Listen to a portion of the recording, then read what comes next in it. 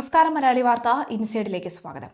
മധ്യപൂർവേഷ്യൻ യുദ്ധക്കളത്തിൽ നിർണായക വഴിത്തിരിവ്. ഏതാനും നാളുകളായി നിലനിന്നിരുന്ന താൽക്കാലിക ശാന്തതയ്ക്ക് വിരാമമിട്ട് അമേരിക്കയും ഇറാനും തമ്മിലുള്ള നേരിട്ടുള്ള ഏറ്റുമുട്ടൽ വീണ്ടും രൂക്ഷമായി. സൗദി അറേബ്യ ആദ്യമായി പരസ്യമായി അമേരിക്കയ്ക്കൊപ്പം ചേർന്ന് ഇറാഖിലെ ഇറാൻ അനുകൂല സായുധ ഗ്രൂപ്പുകൾക്ക് നേരെ വ്യോമാക്രമണം നടത്തിയതോടുകൂടി പശ്ചിമേഷ്യൻ പ്രതിസന്ധി തികച്ചും സങ്കീർണവും അപകടകരവുമായ പുതിയൊരു തലത്തിലേക്ക് വഴിമാറിയിരിക്കുകയാണ്. അമേരിക്കൻ സൈന്യത്തിനൊപ്പം ചേർന്ന് ഇറാഖിൽ സംയുക്ത ആക്രമണം നടത്തിയ വിവരം സൗദി അറേബ്യൻ പരസ്യമായി സ്ഥിരീകരിച്ചു. കഴിഞ്ഞ ഫെബ്രുവരിയിൽ US ഇറാൻ യുദ്ധം ആരംഭിച്ചതിന് ശേഷം സൗദി അറേബ്യൻ ഒരു സൈനിക നീക്കത്തിൽ അമേരിക്കയ്ക്കൊപ്പം നേരിട്ട് പങ്കാളിയാകുന്നത് ഇതാദ്യമാണ്. ഇറാഖ് അതിർത്തിയിൽ നിന്ന് ഉയർന്നുവരുന്ന സുരക്ഷാ ഭീഷണികളും സ്വന്തം ഊർജ്ജ നിക്ഷേപങ്ങൾക്ക് നേരെയുണ്ടാകുന്ന കടന്നാക്രമണങ്ങളുടെ ഭയന്നാണ് പ്രബല അറബ് രാജ്യമായ സൗദി പ്രതിരോധ നീക്കത്തിലേക്ക് കടന്നിരുന്നത്. കഴിഞ്ഞ 72 മണിക്കൂറിനുള്ളിൽ സൗദിയുടെ കിഴക്കൻ മേഖലയിലെ എണ്ണ ഉൽപാദന കേന്ദ്രങ്ങൾക്കും അമേരിക്കൻ സൈനിക സ്ഥാപനങ്ങൾക്കും നേരെ ഇറാൻ പിന്തുണയുള്ള സംഘടനകൾ 30-ലധികം ഡ്രോൺ ആക്രമണങ്ങൾ നടത്തിയിരുന്നു. ഇതിന് തിരിച്ചടിയായാണ് വടക്കൻ ഇറാഖിലെ പോപ്പുലർ മൊബിലൈസേഷൻ ഫോഴ്സിന്റെ അതായത് PMF താവളങ്ങളിൽ അമേരിക്കയും സൗദിയും ചേർന്ന് കടുത്ത വ്യോമാക്രമണം അഴിച്ചുവിട്ടത്. സൈനിക താവളങ്ങളും ആയുധ സംഭരണ കേന്ദ്രങ്ങളും തകർത്ത ആക്രമണത്തിൽ 20ഓളം ഷിയ സൈനികർ കൊല്ലപ്പെട്ടു. തങ്ങൾക്ക് നേരെ നടക്കുന്ന അധിനിവേശങ്ങൾക്കെതിരെ ആത്മാർത്ഥമായി തിരിച്ചടിക്കാൻ രാജ്യത്തിന് അവകാശമുണ്ടെന്ന് സൗദി അറേബ്യൻ പ്രതിരോധ മന്ത്രാലയം പ്രഖ്യാപിച്ചു. മേഖലയിൽ സംഘർഷം വ്യാപിപ്പിക്കാൻ തങ്ങൾ ആഗ്രഹിക്കുന്നില്ലെന്ന് വ്യക്തമാക്കിയ സൗദി, എന്നാൽ രാജ്യത്തിന്റെ പരമാധികാരത്തിന് മേലെയുള്ള ഏതു തരത്തിലുള്ള കടന്നുകയറ്റത്തെയും കടുത്ത രീതിയിൽ തന്നെ പ്രതിരോധിക്കുമെന്നും നയം വ്യക്തമാക്കിയിട്ടുണ്ട്. അതിനിടെ ജോർദാനിൽ അമേരിക്കൻ സൈനികരുടെ വാസസ്ഥലങ്ങളെ ലക്ഷ്യമിട്ട് ഇറാൻ അപ്രതീക്ഷിത മിസൈൽ ആക്രമണം നടത്തിയെന്ന വാർത്ത കൂടി വരുന്നുണ്ട്. ഇറാൻ വിപ്ലവകാരി ഗാർഡ് തൊടുത്തുവിട്ട പലതരം ബാലിസ്റ്റിക് മിസൈലുകൾ US വ്യോമ പ്രതിരോധ സംവിധാനങ്ങൾ വിജയകരമായി തടഞ്ഞു. ഇതോടെ യുദ്ധത്തിന് താൽക്കാലിക വിരാമം നൽകിയെന്ന അമേരിക്കയുടെ കണക്കുകൂട്ടലുകൾ തെറ്റുകയും മേഖലയിൽ ഭീതി പുനഃസ്ഥാപിക്കപ്പെടുകയും ചെയ്തു. ജോർദാനിലെ ആക്രമണത്തിന് പിന്നാലെ അമേരിക്കൻ പ്രസിഡന്റ് ട്രംപ് രൂക്ഷമായ ഭാഷയിലാണ് പ്രതികരിച്ചത്.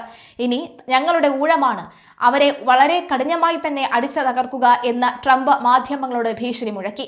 ഇറാന്റെ പക്കൽ നിന്നും ഇത്തരം നീക്കങ്ങൾ ഇനി ഉണ്ടായാൽ പ്രത്യാഘാതം അതിരൂക്ഷമായിരിക്കുമെന്നും അമേരിക്കൻ പെന്റഗൺ വക്താക്കൾ മുന്നറിയിപ്പ് നൽകി. മറുവശത്ത് അമേരിക്കയുടെ അധിനിവേശം നിയമവിരുദ്ധവും നീക്കങ്ങളും തുടരുന്നിടത്തോളം കാലം പ്രതിരോധം തുടരുമെന്ന് ഇറാൻ വിപ്ലവകാരി ഗാർഡ് പ്രഖ്യാപിച്ചു.